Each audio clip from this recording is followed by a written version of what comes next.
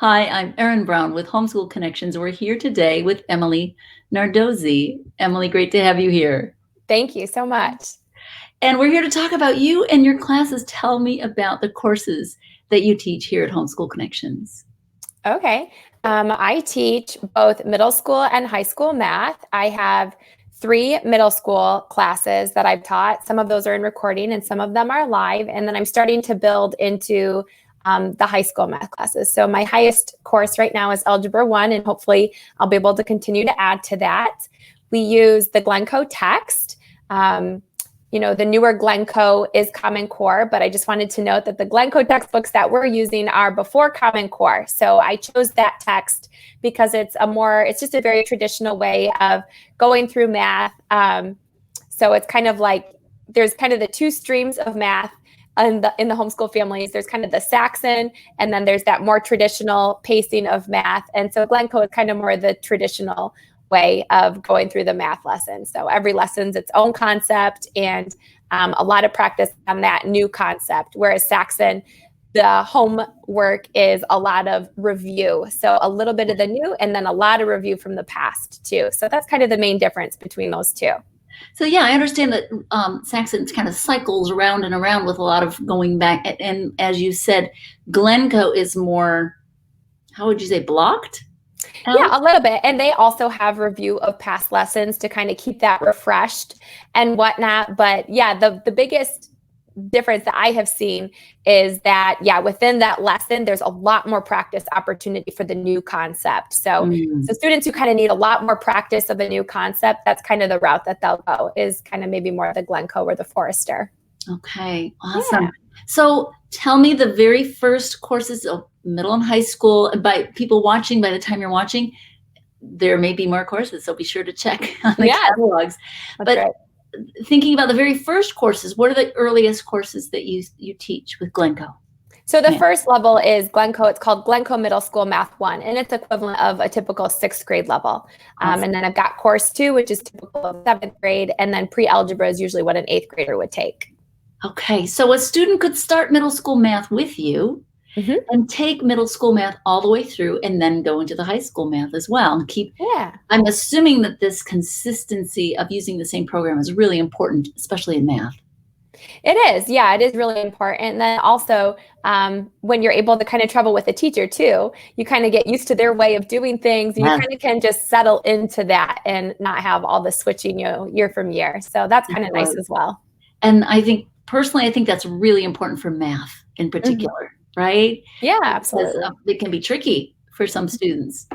Yeah. And so once you find someone that you feel like is kind of speaking your language, because math is a different language. So if you can find a teacher that's kind of speaking your language, it can be really helpful. Yeah, absolutely. So if somebody does jump into the class with you and they're in middle school or they're in high school, what can they expect in one of your classrooms? So they enter class, we'll start with prayer. I'll start by asking any questions that they have from the previous lesson or even back further, and then we'll jump right into the new material. And I try to keep class just lighthearted and upbeat and let the students kind of get to know me a little bit, sometimes tell them some funny stories that have happened around my house of lots of little ones. And once in a while, they might see a little face poke up on camera that's not supposed to be in here. But we just try to, keep it lighthearted. And I want them to really feel comfortable asking questions, because I think that's one of the hardest things in math is when the students don't feel comfortable to ask questions, they feel themselves start to get lost. And then the next time they're lost a little bit more. Whereas if they feel comfortable to really just speak up and ask right when they're having that misunderstanding and we can clear it up right then, it just sets a nice foundation for them to be able to confidently move forward. Yeah, and I understand you create a really warm, open, easily accessible environment in your classes. So for those watching, if you have a student that maybe is a little bit shy about math, I know that Emily is a really great, attentive teacher to that. We've talked before. I know that's something that's on your heart. Yes. Connect with those kids. Yeah, I try to be. Don't ever want to embarrass anyone. So I've had students who, when they ask a question, they don't want everyone to know that it was their question. So sometimes I'll just say a student has asked, and try to find ways to just help everyone feel at ease while we're learning. That's awesome. That's awesome. Tell us a little bit about your background and how you came to be here at Homeschool Connections. All right. Yeah, it's an amazing journey. It's always so fun to look back and see how you ended up where you have ended up.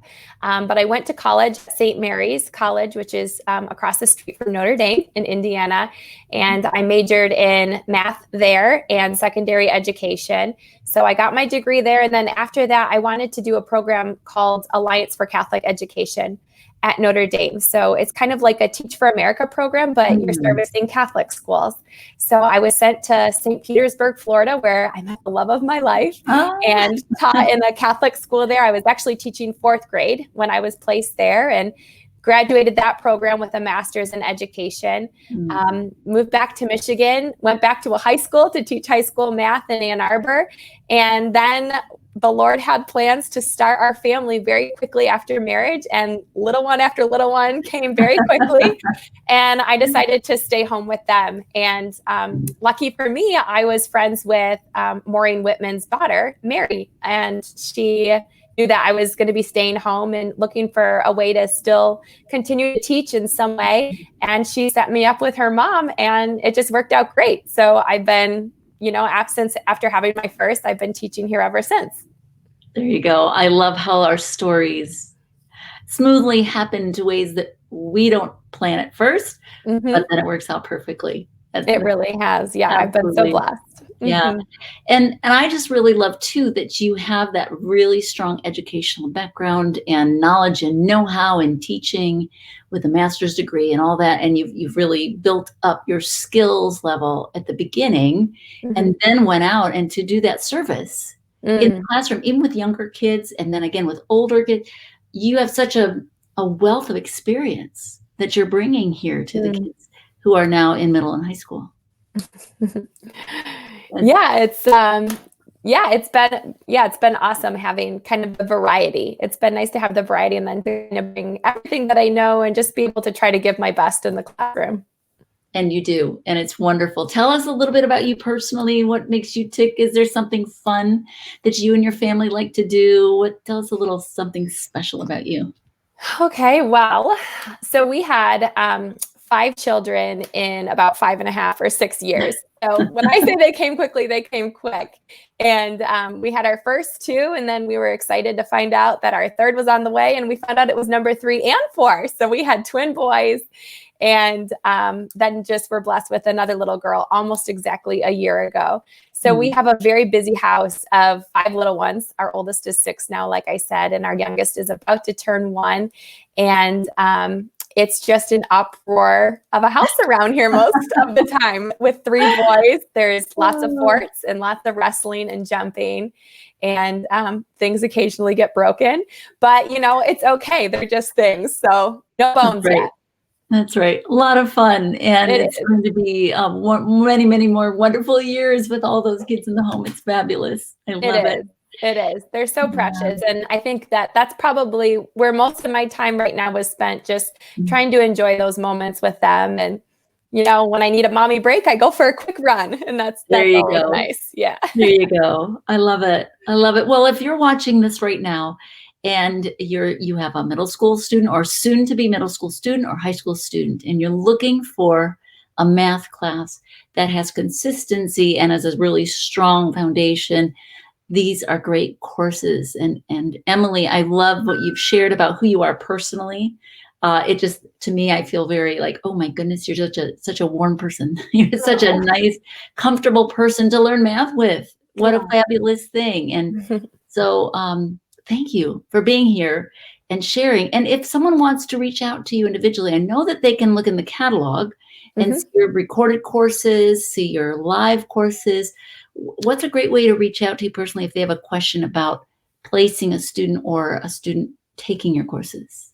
Sure. Yeah, they can send me an email at emily.my last name, Nardozzi, Nardozzi @gmail.com. Awesome. Thank you. Thanks for taking the time to share with us a little bit about who you are. Thanks. And I just can't wait for the new classes you bring too. Yeah, me either. All right. And if you have any questions, again, feel free to reach out to us at homeschoolconnections@gmail.com or to Emily. Thanks, Emily. Thank you.